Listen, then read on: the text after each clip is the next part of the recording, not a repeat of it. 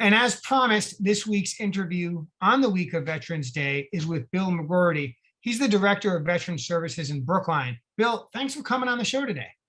Thank you for having me on the show today. I really appreciate it, especially for Veterans Day. Well, and as folks know, Veterans Day is this Thursday, 11/11, as it is every year. But before we talk about Veterans Day, Bill McGroarty, I'd like to ask a little bit about you. What you've been doing all your life. Tell us how you came to be here and how you came to be with the town of Brookline. Well, I'm really lucky. I was a United States Army officer. I left the service, worked private industry for about 5 years. Didn't really find it that satisfying. That's satisfying. Started working for the state as a veteran service officer, as a jobs counselor with the Division of Employment and Training. Did that for a couple of years, and that was really a lot of fun. But it was a one-trick pony. That's all you do is help you with jobs, which is an important thing. But people would come in with a whole myriad of issues, and had an opportunity to work for as a municipal veteran service officer for the city of Gloucester. I did that for a number of years. And the opportunity came to Brookline. Brookline's an amazing community. And I've been here since 2005. I can't tell you how privileged I have been to work with the veterans of Brookline. And an amazing group of people, a hugely diverse group of people, and some of the most accomplished people I've ever met. So this has been a privilege. So tell us a little more about Brookline Veteran Services. Most folks in Brookline are not veterans. They don't really have a feel for the delineation between federal, state, and local supports. Tell us what you and, in fact, Veteran Services of Brookline does for our residents who are veterans. Absolutely. We try to provide a full range of services to veterans. From the state side of the house, we administer what's called Mass General Law 115, Emergency Financial Benefits. If a veteran loses their job, say, and all of a sudden their unemployment is delayed for some reason, we can step in and, depending on their circumstances, their financial circumstances, and help them financially until their unemployment kicks in. Or, sometimes with some of our elderly people, you'll have the widow of a veteran, and when the veteran passes, some of their retirement income passes with them, unfortunately, and we're able to step in because their income dipped below a certain level and help them with a small pension that will keep them afloat. It's not going to Vegas money, but it is enough to keep you in your home if you're healthy, and that's a really important thing. So we do that from this end of the thing, and that's direct benefits to the veteran, and if they qualify, we can make that happen fairly quickly. Within a week, within 2 weeks usually. The bad caveat to that is that it's indexed based on the poverty level, and Brookline is a very expensive place to live. So you could be struggling financially and actually be over income. And we try to find ways of helping people if they don't qualify for 115 benefits and need some financial help or need other help. The other thing we do is we try to be the facilitator to help people get their veterans benefits through the federal government. And I strongly encourage every veteran that's qualified to seek VA medical care. Even if you're very comfortable with your provider, your private provider, it's nice to have that second medical coverage. It's through the VA hospital. The medical care is excellent. I get all my medical care from the VA. I could have insurance through the town. I choose not to, because the VA does such an amazing job at taking care of me. And they do that with my other veterans. We're really, I know you hear some things in the news that always aren't positive, but that's, and there may be areas where there is problems, but that's not the Boston Medical Center, Boston VA Medical Center does a really good job, and their people do a really good job taking care of our veterans. So I give them strong pluses, and they're not insurance based. So if they think you need to run a test, they're not running to an insurance company asking them if it's okay to take the test. The doctor makes a decision, not the insurance company. It's made based on health reasons, not financial constraints. So I strongly encourage everybody. For some people, if their income is low enough, or if they have a service-connected disability rating of 50% or greater, the healthcare is actually free. For other people, the healthcare is at a reasonable cost. It's $8 for a copayment for a prescription, and $20 for copayment for a doctor's visit. Some specialty things do cost $50. I've had cases where insurance companies balked on providing a certain kind of MRI or CT scan for a veteran that their private doctor wanted, and the veteran was able to see their VA doctor and get that done and have the information sent to the private doctor. So it's been a really good event for people. What we do is we'll take your discharge, we'll help you fill out the forms. I actually walk the forms over and turn them in because it expedites getting you in the system, and it's really important for people. And again, if there's an issue with your primary care, then you got the VA as a backup. And if you don't have health care, this is a godsend. And for a lot of people, it's a godsend. If you can't afford your prescriptions, it's a godsend. We also help people with disability claims, whether you just got out of the service 6 months ago, or whether you got out in World War II. If you were injured in the service, you are eligible to get disability compensation from the VA. And I'm still filing for World War II veterans. At 1 o'clock today, I have a World War II veteran being interviewed by the VA for a claim, or sorry, a Korean War veteran, but he's 91 years old. So he's down there today. I spoke to him this morning, getting him ready for his claim, because he was injured in the service and never asked for any help. And now he's getting the help he finally asked for, finally needs. We also help, there's a program which is a lot more difficult to access called Aid in Attendance. And sometimes when people are trying to stay in their home and their home health care costs skyrocket, we're able to help them with that. That's a complicated process, but we will do our best to work with them for that. And I try my best to make it as easy as possible for our veterans to do that. So we work as a conduit in a couple places.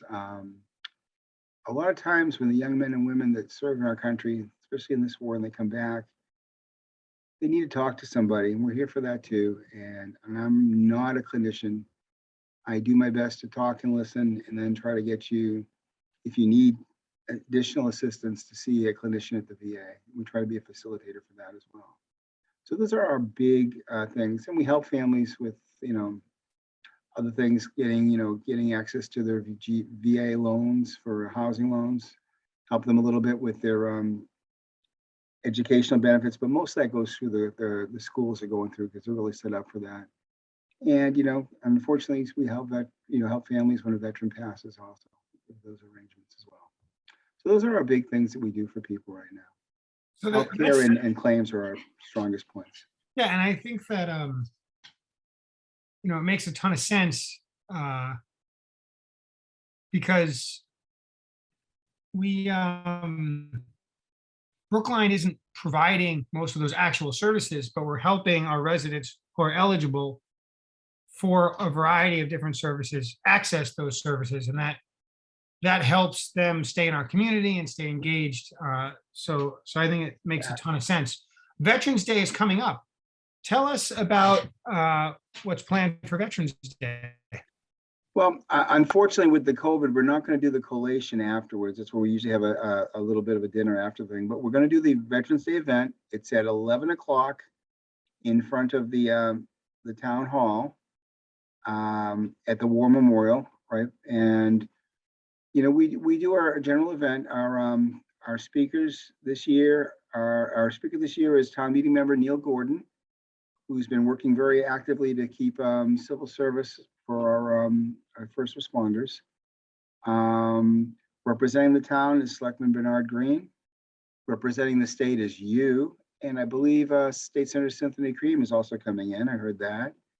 And we're giving out several awards. If you're so kind, Representative Vitolo will be honoring several of our World War II veterans who, have a lifetime of service, not just to the military, but to their community. And they're national treasures. One is Warren Goodman, who had a 100th birthday this summer. I attended that. And the other is George Sala, who was an injured firefighter who served in both the Atlantic and the Pacific during World War II. And it's just, again, people have done so much for the community. We're just going to recognize them. Later on, we're going to give out the Arthur Hurley Award. Arthur Hurley was an iconic member of the veterans community. He was a World War II veteran, a Silver Star recipient. If you didn't like Arthur Hurley after meeting him, you probably need therapy, because you couldn't have found a better person than Arthur. He really was. Not that you're supposed to have a favorite veteran, but so when Arthur passed, we actually set up an award for him that we did to honor veterans. And this year we're honoring 2 of our veterans, one from each of our posts. We have a very active American Legion post. And we have a very active VFW post. They share the same building, but they're 2 different organizations. And we're going to be honoring the people that do the grunt work this year. A gentleman named Len Hooley, who's the American Legion adjutant, and he does all the paperwork for the American Legion, and he's been doing it for a number of years. And a gentleman named Craig Capagna, who is a officer in the fire department, and he has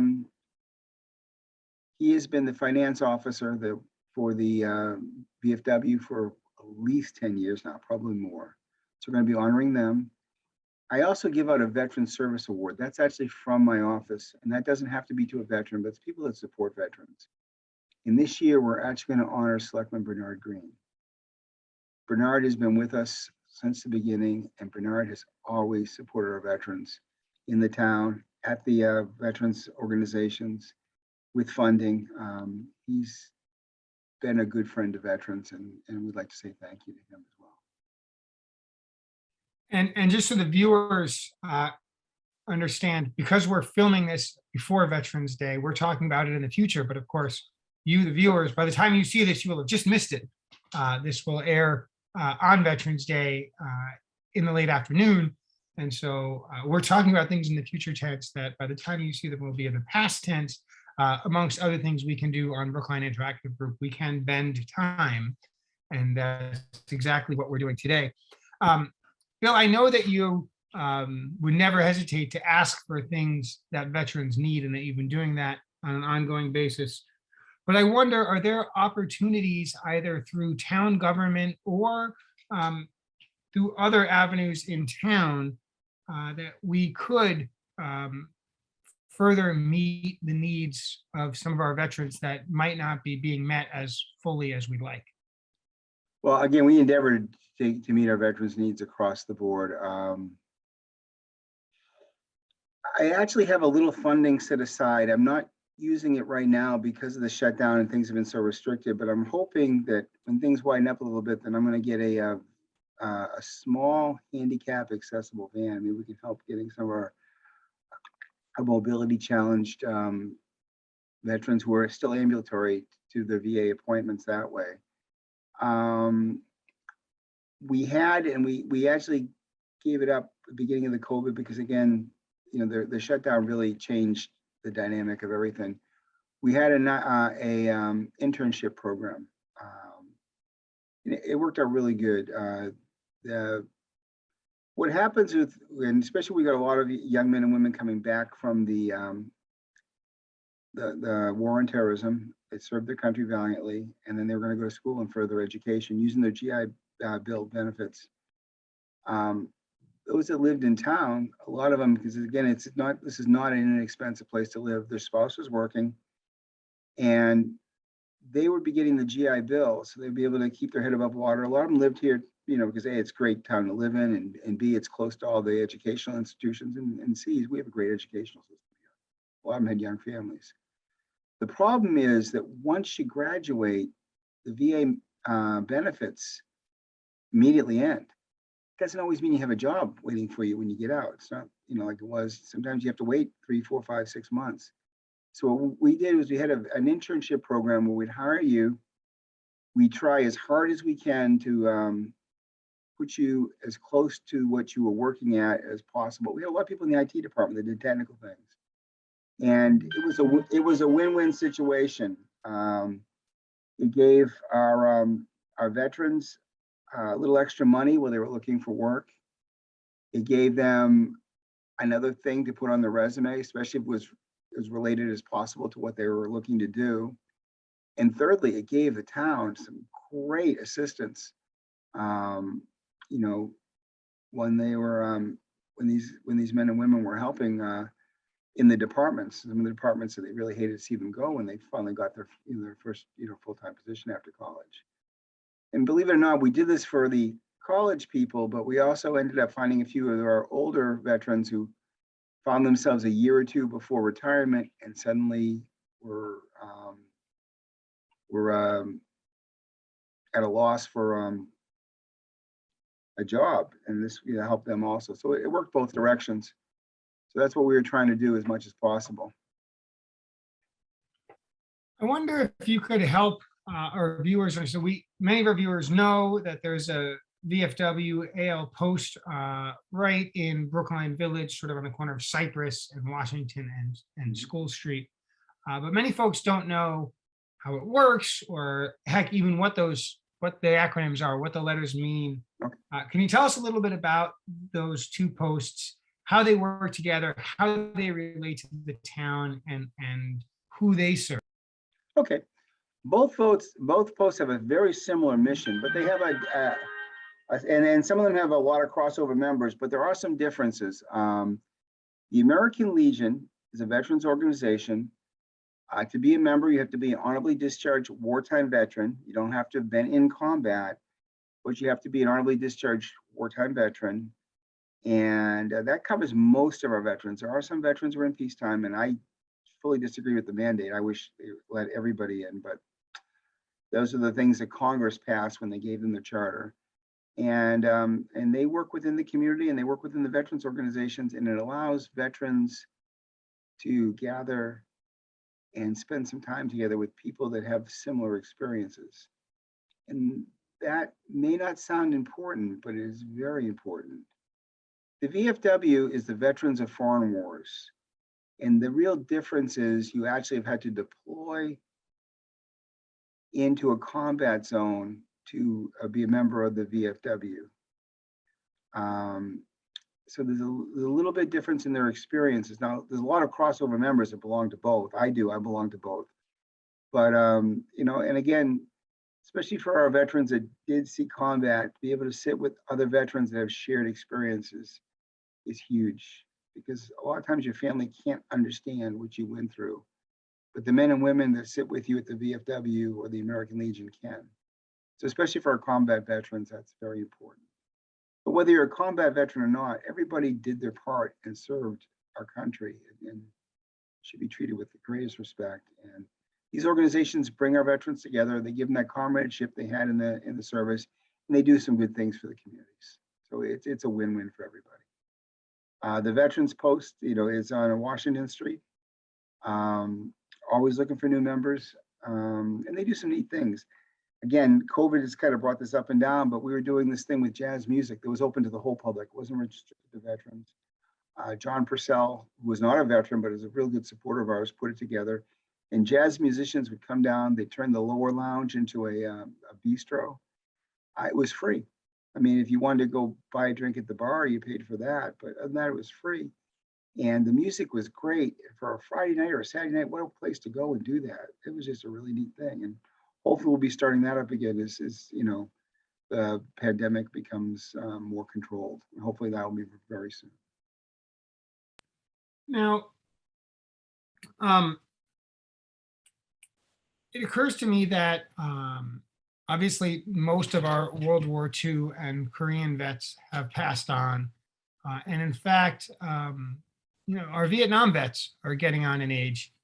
And thankfully, we haven't had we haven't had a draft since then. We haven't had the kind of deployments since then. Is it the case that the membership is declining? And is there something to, what does that mean for the future of those two organizations? Well, I think a lot of things are cyclic. Membership has declined. Of course, there were 16 million people deployed in World War II. Far less people fought in the war on terrorism that's a blessing. Quite honestly, that's a blessing. But, you know, the war also lasted for decades. So they generate a lot of people. I find that, you have some very young members, and that's really good because we need that blood.